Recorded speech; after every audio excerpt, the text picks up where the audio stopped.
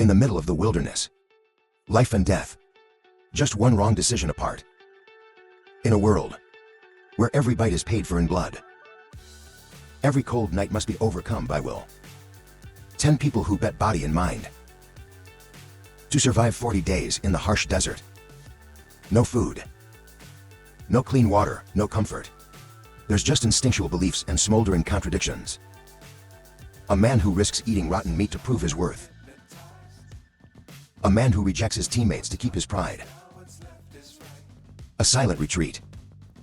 After a painful night without a goodbye. And then the survivors. Souls torn by hunger and thirst. Cold and heartless whether there's still a team. This isn't just a game. This is the ultimate test of human love. Courage and the choice of survival. Welcome to Season 2 Survival Challenge episode. Welcome to episode 4 of the Survival Challenge. 40 days in the wild. Season 2. Lacey is struggling to build her own shelter. Your burned hands are hurting you. But she's determined not to ask AI for help. By the way, you're always a slug. You said slugs are two-faced. Meanwhile, the rest of the team is working on the survival equation. Gary's starting to come up with a new food plan. That dead antelope on the side of the road, you said it was edible. This is wild survival. Even live maggots or scavengers shouldn't be wasted. I asked if anyone would come with me to get meat. But they all refused. Only Sarah stood out with Gary. To the dead antelope. Where everyone is bored. Only Gary doesn't feel bad. You finally took the wildebeest head to the camp as booty. Just returned to camp. The whole group objected to placing the body near the neighborhood. Fear of attracting apricot leopards or other predators. People hesitated but desperately needed food. But they're worried about bad meat poisoning. Lacey also man. I hope to share some meat. She picked it up and smelled it and said, "There's no smell. Your stomach is a super warrior." She also knows how to distinguish bad meat, so she can definitely eat it. Gary started barbecuing at an unknown age. Grilled and muttered, "I can't believe there are still people who don't eat this." After baking. At the right time, cool wild hunters finally caught up to the main team. You show up in front of the camp and people look at you. I wonder if there are still players. When you realize it's cool, you all burst into happiness. The above shows that you are very fond of cool. You are a fan of mine. The eyes don't give up hope. He took out a bag of dried meat and shared it with everyone. It's only Gary whose face is not happy. You were the savior before. Now nobody's looking at the rotten meat. Yours too. You said you don't like the dry meat, that's cool. You're also a meat person who doesn't need cool food. There's not enough wood in the camp to burn tonight. Cool down the wind and worry about the wood collection. I carried every piece of wood back to camp. This makes the whole baby feel pressure. Compared to Matt, you're a little screw in the survival machine. The appearance of Matt, it makes everyone breathe a sigh of relief. There's good meat, there's heavy work. And most importantly, don't eat meat. It smells like Gary. Work done. Cool glance at the decomposing antelope meat that Gary. It hasn't been processed yet, you give me advice. Best not to let that thing near running. Gary followed the advice. Carrying an unprocessed antelope head and throwing it away. Cool off my leftover dry meat raw. Prepare a pot of meat soup for the whole group. You cook meat. Gary also brought the bad meat he chose. Asked to put Jung in cooking. They say you're serious. It looks a little scary. Lacey is still barbecuing alone at her own camp. You try one and you mutter, because it's delicious. Even if it is good, the meat is cooked here. Gary still hugs the pot. Eating alone, the whole group kept shaking their heads. Remember the last challenge? It was Gary who was disqualified for eating the poison. Now we're playing meat. I just hope nothing happens this time. Midnight. Lacey begins to vomit violently. She feels extremely uncomfortable. You regret eating rotten meat. 25th day after a tired night with stomach pain. Lacey decided to withdraw from the challenge. You just said goodbye to Matt. Because you two were teammates at the last challenge. You say go away, no one can hold back. Because there's no one here to make you stay. Gary was still devouring the rotten meat. I think there is no problem with my own. Eyes inform everyone that Lacey has left. The whole group was surprised. Because you didn't say a word before you left. The 7 most hopeful people are slugs, because you two used to be teammates, and you don't even know how to reverse infect. Even if someone leaves, life has to go on. Dry meat provides enough to eat for 40 days. It's been eaten in less than 2 days. Now there's only one way out to catch the eye. Sean and Melissa form a group of 3 hunters. I hope to find something to eat. After a round of walking around, they still can't harvest anything. Gary is the only one with food. It's rancid meat. Gary still eats well, while others are both worried and disgusted. Crazy comes down. Gary began to have persistent symptoms of diarrhea. All around the camp in the morning were Gary's masterpieces. The smell of land was everywhere. But Gary didn't care. I still enjoy my delicious food. Afternoon, everyone's trying to perfect the shelter. Gary is not free. You've got to collect 10 bone marrow from the body, dead antelope. While cutting the marrow, I happen to find a lot of figs next to me. I plan to pick them up and bring them back. Spent a long time in the wilderness. Your fitness has plummeted without breaking, but I still try to climb the tree to get it. At this time in camp, people are talking about criticizing Gary. You said you were separated from the group. They don't contribute, they just cause more trouble. But Gary brought back the harvest and shared it with everyone. Only Sarah, he was the only one who recognized his actions. Gary has just expressed his thoughts. You guys keep saying that pot of meat is rotting. You don't eat the dry meat that the cooler brings. Is to save my belly for my dry meat. The eyes immediately protested. There's no need to eat that much, right? Instead of that, you'd better spend more time looking for fresh produce. So Gary wrestles, he goes hunting every day. Have you caught any? The two started arguing endlessly. Gary is determined. Continue with your special culinary plan. Gary said you go hunting every time. Have you ever thought about getting me something to eat? Never brought anything back but said a lot. It's a bunch of ungrateful, selfish people. The team is now split into 2 groups. A hunting group. A group stays to do housework. Group of hunters started the whole Sarah. Gary was assigned to the housework group. Jenny, after finishing her work in the camp, he also refused to sit still. He raw streamed catfish. Gary was also trying to find food. He climbed up the baobab tree to pick some leaves. Meanwhile, the hunters seem to have more free time. Hunting is like going on a picnic. If you see anything, shoot a few shots. I walked around all day and couldn't catch anything. Fortunately, Gary's baobab leaves held on. One more day. The weather here changes 7 times. A strong wind rises suddenly, the temperature plummets. To avoid the cold, people lit to bonfires. But there's not much fat left in the body to keep warm.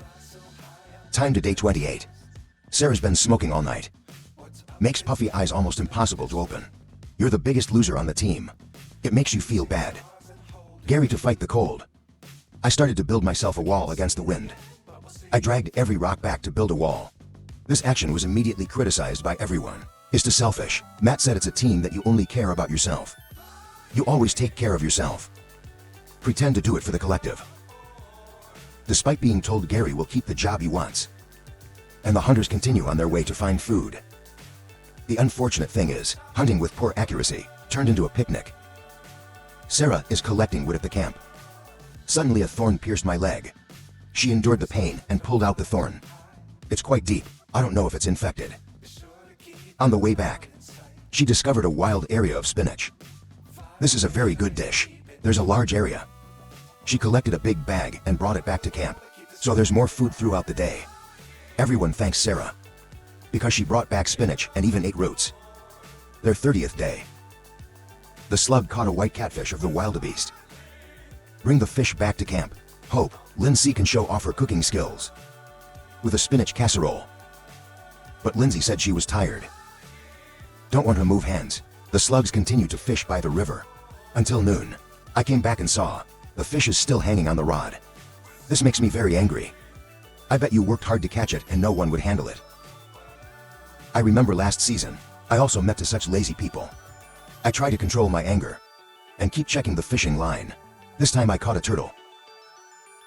To bring the turtle back to camp, I saw the girls go hunting again. 3 people in the housework group finally showed up. The dissatisfaction, accumulated for so long. Hunting group all day just taking a walk, sit under the tree and go back to sleep. The rest of the fruit. All vegetables and fish are earned by the housework team. Hunting group only Tay did not return to camp. This made Sarah very upset. You said they all rely on you to stay. So far they've contributed almost nothing. Now the 2 groups are starting to clash. The atmosphere becomes very tense. Slug recalls 7 defeats from last season. We don't want history to repeat itself. no matter how much conflict and discontent there is. I don't want to show up. I'm afraid I won't be able to complete the challenge this time. Because the most important thing is to wash away the shame. In the past. Time to day 32. The end of the challenge is near. Early in the morning, Chun discovered that he had lost a tooth. This is obviously due to lack of nutrition. You can take calcium supplements at home, but now I only know hope. You can eat more food. The hunting party went out to hunt again. Today Cool shot a gazelle. But it didn't collapse immediately. Follow the trail of blood to chase. Suddenly in front of me, there's a leopard. The leopard was frightened by your appearance and run away. The group returned to the west today, not until the 34th. It was clearly not well. I have headaches and blurred vision. I think it's because the body is exhausted. Everyone feels challenged. It's getting harder. Today the eyes finally paid off. You hit a gazelle. This is the 5th animal I've shot. It weighs about 80 pounds. Eyes, I'm going to go back and get everybody to bring the animal back. Before you go, light a fire. Because the smoke can repel most animals. I hurried back and told everyone the good news. And everyone's excited, and rushed over to get the antelope meat. Sarah also began to prepare boiling water in the camp. I saw the big antelope. Everyone's excited. Especially Misa. She shed tears of joy. You don't have to worry about food anymore. Near the end of the challenge, this big antelope, it'll help them replenish their energy. And at this point Lindsay and Kayla are back. They also caught a big wild boar.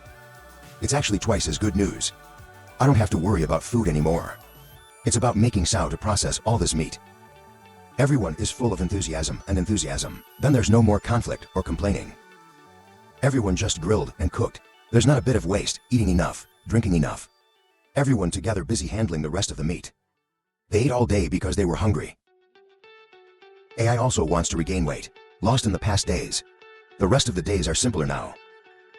There's nothing to worry about. They just need to stay in camp and enjoy good food. Suddenly the medical team came to the camp. Chun has not improved his health. After inspection, the medical team found that Chun had malaria. It's a mosquito-borne disease, with symptoms such as fever, headaches and anemia. You can't take this disease lightly here. Ask if you want to give up. They don't want to give up, but there is no other way. The medical team prescribed you a high-dose detox cycle. After looking at the evacuation map, they felt they had to cross a body of water. Everybody's going to make a little raft. The 40th day finally arrived. There's only a short way to go. In fact, the evacuation point isn't very far away. Everyone is excited to start going. After 2 hours of walking, they reach the river. Although the morning temperature is quite cold, but that doesn't stop people from going home. Finally, thanks to everyone's efforts, the remaining 8 players completed the challenge in a smooth way. During the 40-day challenge, everyone lost more than 13 pounds. Will only lose as much as 23 pounds. Back to the city. Everyone at the end, no more worrying about food. So it's a survival challenge. 40 Days of Wilderness Season 2 is over. See you in the next series. Analysis of the educational value of the script. It's an honest and piercing picture about human nature. When pushed into a survival situation, it's not just a survival competition, but it's also a miniature society where selfish conflict, teamwork and perseverance collide strongly.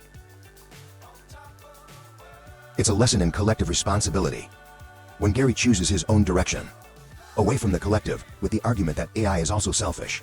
Me too, that's the beginning of a community breakdown. Survival is not a solitary game. If everyone only cares about themselves, the whole team will fail. 2. The value of silent contribution. People like Sarah don't brag, but always silently looking for vegetables to ignite. Fishing. They are the backbone of the proof of concept team. Really valuable people don't need to flaunt BA. Consequences of wrong choices.